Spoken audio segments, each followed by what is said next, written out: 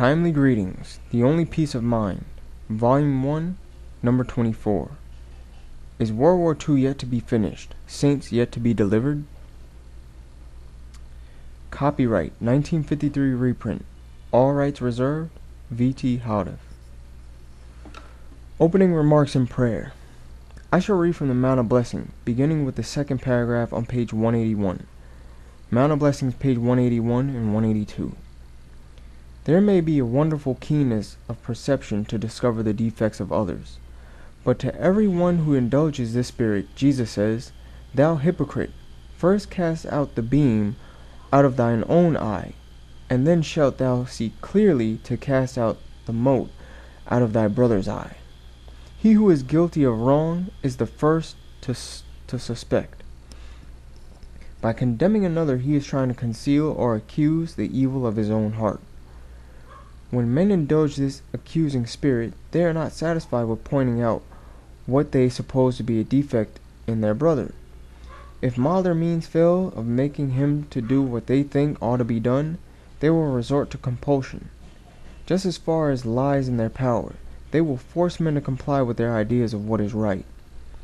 We need to pray for power to resist criticizing others than ourselves, and thus to get closer and closer to Christ, and to abundantly receive of His grace.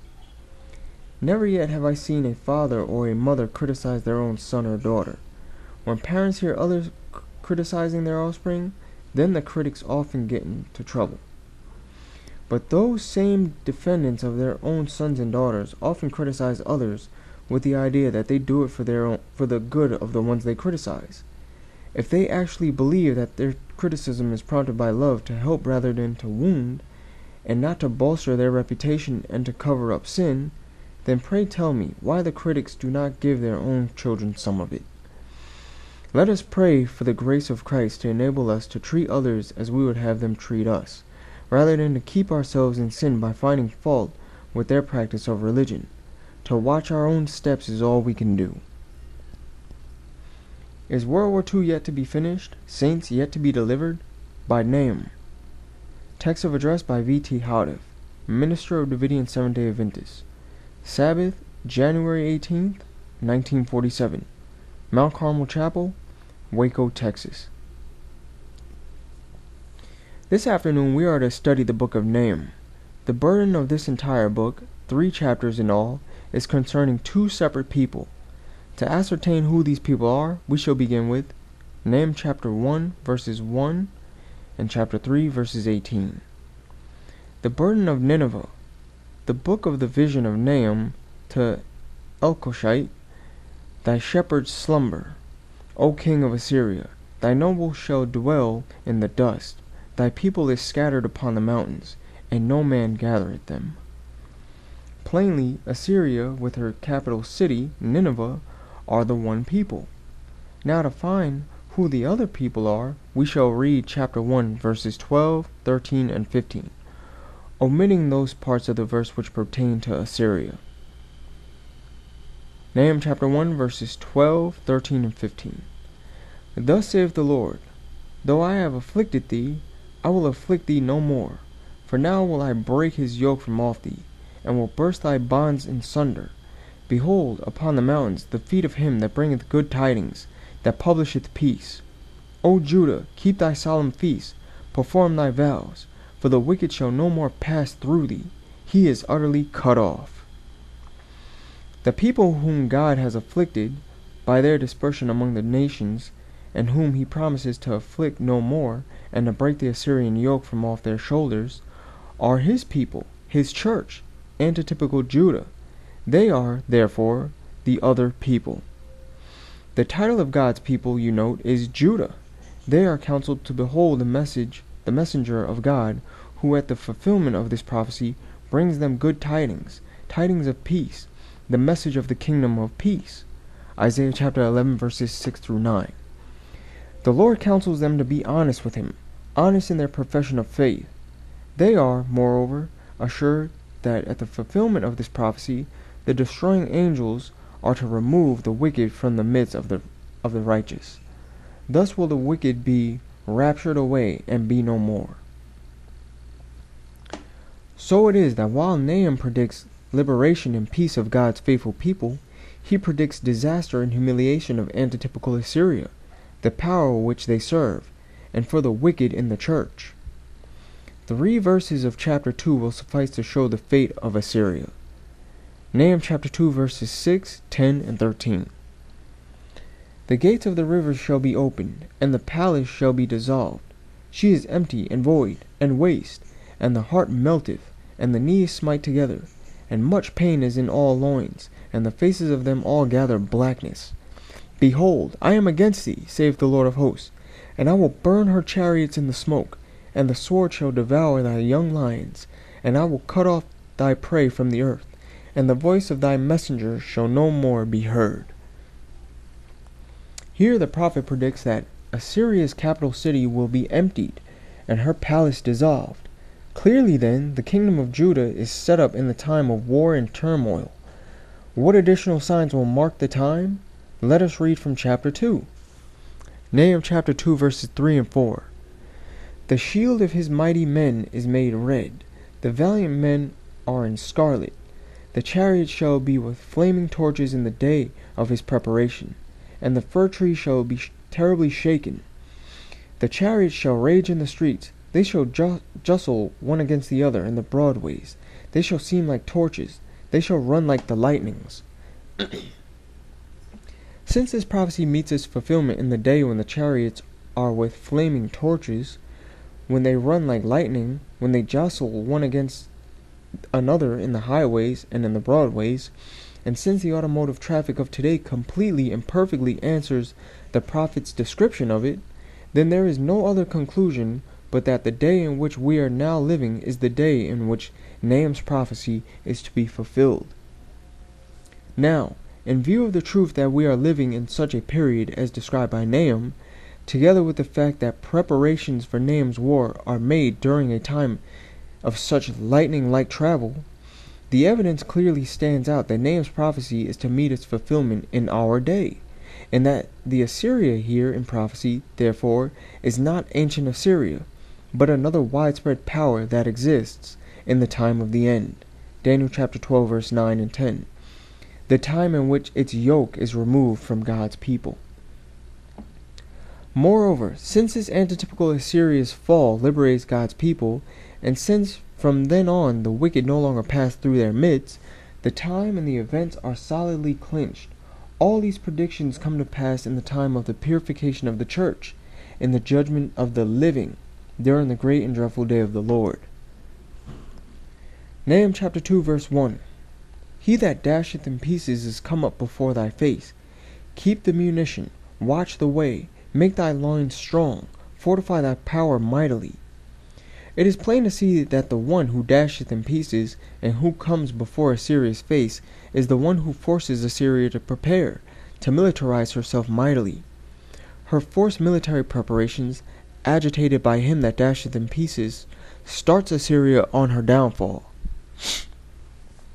Now, to find out what happens to the one who dashes in pieces, he who compels Assyria to prepare mightily, we shall read Nahum chapter 2 verse 5. He shall recount his worthies, they shall stumble in their walk, they shall make haste to the wall thereof, and the defense shall be prepared. His worthies, his mighty generals, stumble in their walk. That is, they make a mistake as they march on in hope of victory. In view of their disastrous blunder, and in view of the fact that he that dasheth in pieces is mentioned no more in Nahum's book, it is evident that by his stumbling he loses the war. Nevertheless, according to the verses that follow in Nahum's chapters, the fall of Assyria is certain. The question then arises, if Assyria is to fall, and if the one that starts the war, he that dasheth in pieces, is himself to lose out first, then at whose hand is Assyria to fall? For the answer, let us turn to Isaiah chapter 31, where this same Assyria is again brought to view. Isaiah chapter 31 verses 6 through 8. Turn ye unto him from whom the children of Israel have deeply revolted. For in that day every man shall cast away his idols of silver, and his idols of gold, which your own hands have made unto you for a sin. Then shall the Assyrian fall with the sword, not of a mighty man, and the sword not of a mean man shall devour him, but he shall flee from the sword, and his young men shall be discomfited. Assyria is to fall and to be devoured, but not by the sword of a mean man, not by him who dashes in pieces. Now, the fact that God's people are admonished to turn unto him against whom ancient Assyria revolted, shows again that inspiration is speaking to antitypical Israel, to God's people in the Christian era. Isaiah chapter 31 verse 7. For in that day every man shall cast away his idols of silver, and his idols of gold, which your own hands have made unto you for a sin. Obviously, the prophet is looking down the stream of time, to a time of a thorough reformation, a time in which only those who forsake every sin and embody truth and righteousness will be left in the church. None others will be found in the congregation of the Lord. Then Assyria shall fall, and thus shall her yoke be removed from the neck of God's people. The Assyrian is to fall because of his wickedness, and because God's people return to him, because of a thorough revival and reformation. Isaiah chapter 31 verses 9. And he shall pass over to his stronghold for fear, and his princes shall be afraid of the ensign, saith the Lord, whose fire is in Zion, and his furnace in Jerusalem. All these calamities overtake Assyria as soon as God's people turn to him, as soon as they cast away their idols. What are the Lord's fire in Zion and his furnace in Jerusalem for? The answer we shall find in Malachi chapter 3 verses 1 through 2. Behold, I will send my messenger, and he shall prepare the way before me, and the Lord, whom ye seek, shall suddenly come to his temple, even the messenger of the covenant, whom ye delight in. Behold, he shall come, saith the Lord of hosts. But who may abide the day of his coming? And who shall stand when he appeareth? For he is like a refiner's fire, and like fuller's soap. The prophecy of Isaiah, along with the prophecy of Malachi, make the subject very simple. According to these prophecies, during the judgment of the living, while the firstfruits, the servants of God, the 144,000, stand with the Lamb on Mount Zion, the headquarters of the gospel shall be in Zion and Jerusalem. Now, before passing judgment as to whether Nahum prophesies the World War II, it will be well to refresh your minds by summarizing the main points of the study. 1. Two people are brought to view, the church and a nation comparable to ancient Assyria, to which the church is under subjection. 2.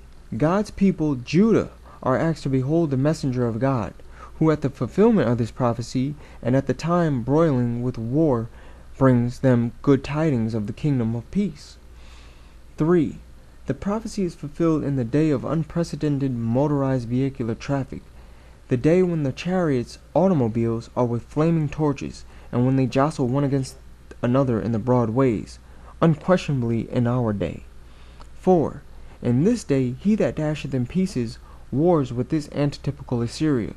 He brings her downfall. 5. Assyria fortifies her power mightily after her enemy comes before her face.